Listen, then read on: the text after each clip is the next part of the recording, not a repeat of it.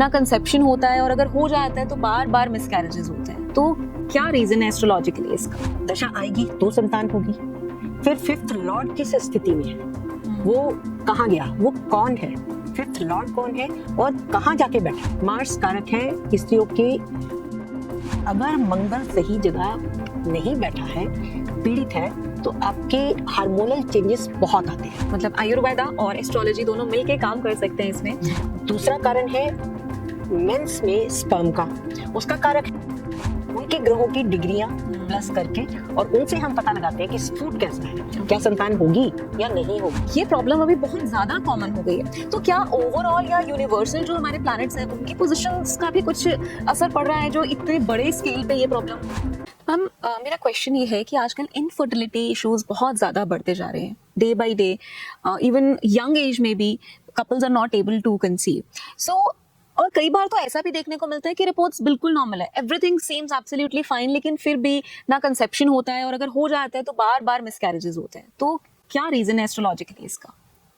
Astrologically इसके काफी सारे रीजन है। फर्स्ट है आपका पंचम भाव संतान का भाव है। संतान के लिए हम फिफ्थ हाउस देखते हैं, तो फिफ्थ लॉर्ड का रिलेशन यदि सैटर्न से है तो वो डिले का कारक है। सैटर्न डिले देता है क्योंकि वो धीरे चलता है। वो एक राशि में भी बैठ जाए तो 2.5 साल तक वहां बैठा रहता है। ओके। वो अपना असर देता है। तो शनि डिले का कारक है, इसलिए वो डिले करवाता है। फिर दशा, मेनली फिफ्थ हाउस में सैटर्न बैठा है और उसकी दशा कब आ रही है, दशा आएगी तो संतान होगी। फिर फिफ्थ लॉर्ड किस स्थिति में है, वो कहाँ गया, वो कौन है, फिफ्थ लॉर्ड कौन है और कहाँ जाके बैठा है। फिर उसे हम वर्गस D7 में भी देखते हैं। प्लस मार्स कारक है स्त्रियों के पीरियड्स का, ब्लड का कारक है उसका। तो उसकी जो प्रॉब्लम है, अगर मंगल सही जगह नहीं बैठा है, पीड़ित है, तो आपके हार्मोनल चेंजेस बहुत आते हैं, जिसके कारण से प्रॉब्लम आती है। ओके। और दूसरा कारण है मेंस में स्पर्म का, उसका कारक है वीनस।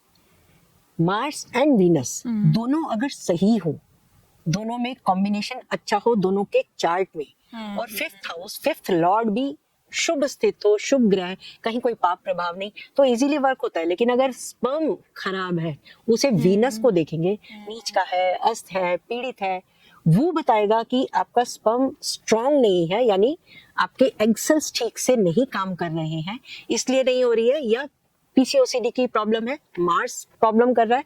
उनको ठीक करके क्या संतान आईवीएफ से होगी? अगर वीनस D7 में भी खराब है, D9 में भी खराब है, दैट मींस आईवीएफ का सहारा लेना पड़ेगा। या संतान गोद लेने के योग है कुंडली में। कि संतान आप कितनी भी कोशिश कर लो, नहीं हो पा रही है, दशा ही नहीं आ रही है, आगे नहीं चल पाएगा।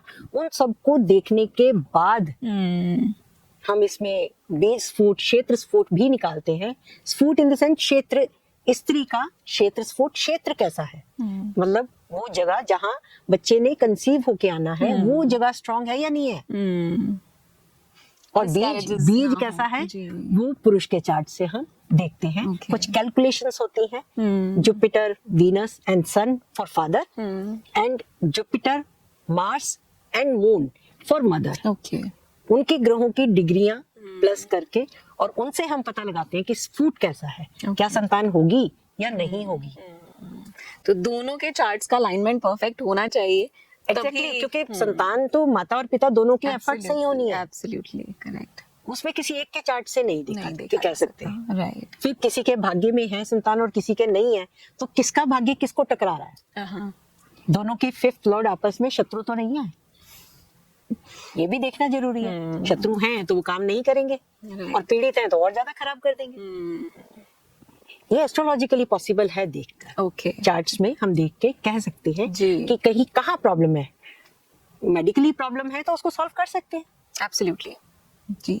ठीक है ना। मतलब आयुर्वेदा और एस्ट्रोलॉजी दोनों मिलके काम कर सकते हैं इसमें। बिल्कुल। मैम आपको गाइड कर सकते हैं कहाँ पर आपके चार्ट्स में क्या क्या प्रॉब्लम्स हैं, और उन प्रॉब्लम का सोल्यूशन के लिए आपके पास हर्ब्स है। आप कौन कौन सी हर्ब्स अपनी डाइट में, अपनी रूटीन में इंक्लूड कर सकते हैं जिनसे कि आपकी फर्टिलिटी के चांसेस इंक्रीज हो जाएं। उसके लिए हमारे डॉक्टर्स हैं, आप उनसे कंसल्ट कर सकते हैं और अपना इनकंसेप्शन की प्रॉब्लम को दूर कर सकते हैं। मैम एक सवाल और मेरे मन में चल रहा है कि ये प्रॉब्लम अभी बहुत ज़्यादा कॉमन हो गई है, तो क्या ओवरऑल या यूनिवर्सल जो हमारे प्लैनेट्स हैं उनकी पोजीशंस का भी कुछ असर पड़ रहा है जो इतने बड़े स्केल पे ये प्रॉब्लम फेस करने को? उसका असर नहीं है।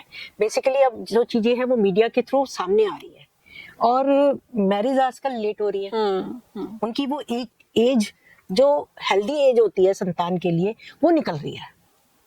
ओके। उसके बाद भी वो फर्स्ट एंजॉय करना चाहते हैं कि कुछ टाइम बाद करेंगे, तो वो एज और आगे निकल जाती है। राइट। बेसिकली ये प्रॉब्लम जो है वो काम करने वालों में भी, लाइफस्टाइल में जो चेंज आया है उसकी वजह से ज्यादा है। ओके। इसमें एस्ट्रोलॉजिकली नहीं है। ओके।